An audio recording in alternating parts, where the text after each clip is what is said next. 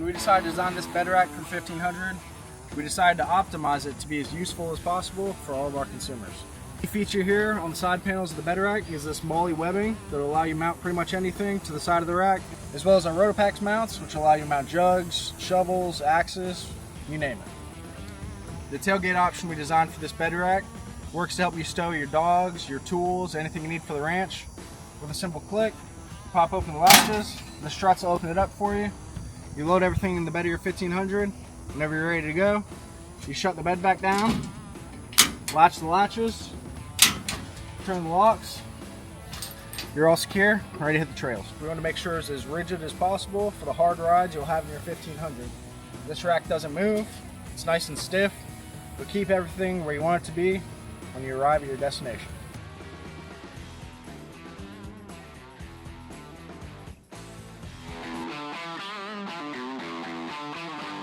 Hey guys, Brian here with Thumper Fab. Today I'm going to walk you through the installation process of our Elite bed rack on your Ranger 1500. The first step in installing your Thumper Fab Elite bed rack on your 1500, you'll want to go ahead and assemble your upper basket.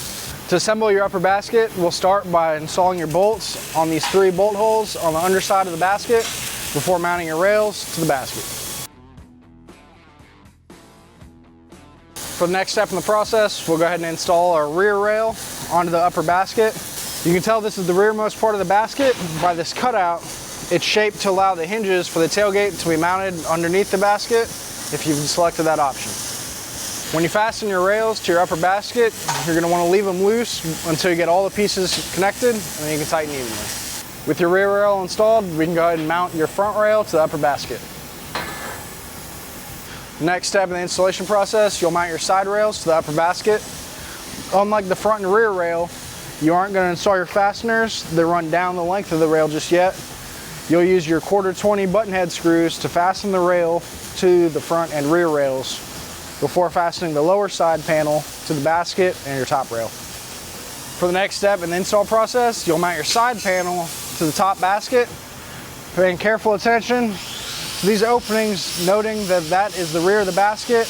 The tapered end will go to the front.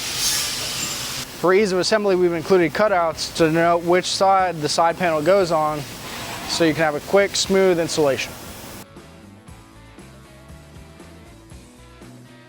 For the next step in the installation process, you'll install your front brace at the front of your rack. We've provided 2 locations for you to mount your front brace, whether you want it in the middle or down low. You'll install the front brace where these front flanges face the cab of the unit. Similar with the rest of the assembly process, you'll want to leave this loose until you get it mounted on the bike, and you can square up the rack before you tighten all this down. We've provided additional supports on the front and the rear to help you get the rack squared up. Here is the front support. You'll mount it up in the position as shown, installing a bolt through the top basket as well as through your side panel. Loosely install a nut on the back side and move on to the rear of the vehicle. The last step in the basic rack assembly, you'll mount your rear support brackets on the inside of the rack, fastening bolts from the outside and from the top.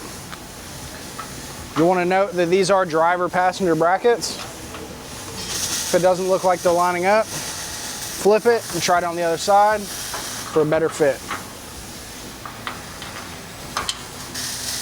On this installation, we've decided to go with the optional tailgate option.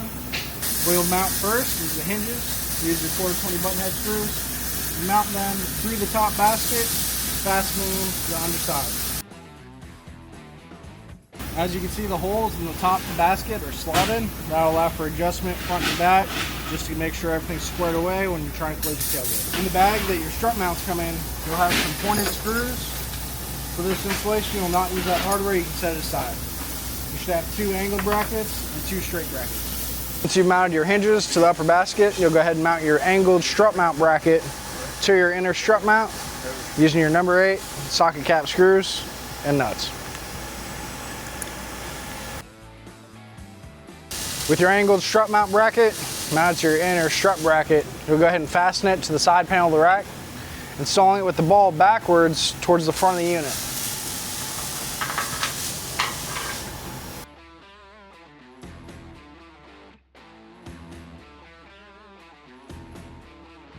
With all your strut mounts securely fastened, you're ready to go ahead and mount your tailgate to the rack. We provide plastic washers in your hardware kit to go in between the tailgate and your hinge to reduce resistance and allow your strut to fully open the tailgate. You'll insert the washer in between the tailgate and the hinge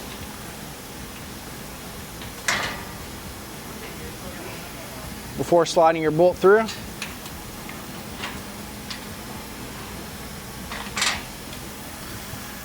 And loosely fastening it with your nylon lock nut. When you're tightening the hardware that mounts the tailgate to the hinge, you want to make sure not to over tighten, as it will reduce the strut's ability to open the tailgate. With your tailgate bolts tightened up, you can go ahead and mount your struts to your strut mounts. You want to have the body of the strut on the inside of the rack with the piston side mounting to the tailgate. To install the strut onto your strut mounts, you'll place the hole over the strut mount ball and simply press it into place. With the struts mounted to your tailgate, it'll help the process of opening and closing. You can go ahead and close it up. We'll install the latches and it'll keep everything secure. These latches have built-in adjustment to make sure that the tailgate is seated fully against your side panel. If you have to, you'll adjust it as needed and lock it down with a jam nut before testing and closing on your side panel to make sure that the latch operates properly.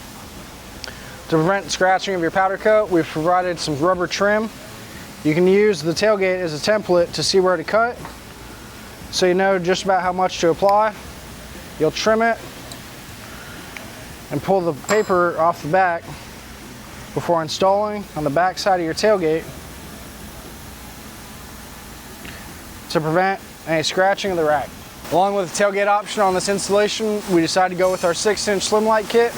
You'll mount the lights up on the top basket before mounting the basket and the whole rack to the unit. With your brackets mounted to your light bar, you can use the hardware provided in the box to mount the lights to your rack.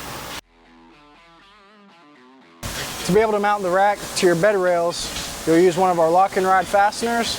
You'll insert it into the bed rail by tilting the bed up and coming through the front, sliding the piece back down your rail, keeping them equally spaced until you get your rack in place, and then you can tighten them up. With the help of a friend, you can lift the rack up, place it on the bed rails, and tighten down your fasteners. With your fasteners to the bed rail loosely fastened, you can go ahead and tighten them up. And then moving on to the remaining hardware for your rack. Once you make sure your rack is square, you can tighten everything up and move on to wiring the lights. Here we have our harness laid out for our 6-inch slim light option. You have your connectors that go to the light bar, a reverse switch, which we do not use on this application, your relay, pulse bar plug, and finally the terminals for your switch and the dash. You'll start by plugging in your 2 Deutsch connectors to your light bars and begin routing the wiring down the rack, down the frame rail, towards the pulse bar under the hood. When you're routing your wires, you're going to want to make sure you're avoiding anything that rotates or anything that gets hot. You can use zip ties to fasten the wiring harness to the frame rail. When you route your wiring back from your rack, you're going to want to plug in your switch before you plug in the pulse bar. You don't want to have hot wires exposed under your dash. With your wires fished through the grommet and the firewall, you can go ahead and plug your pulse bar connector into an open slot in your pulse bar.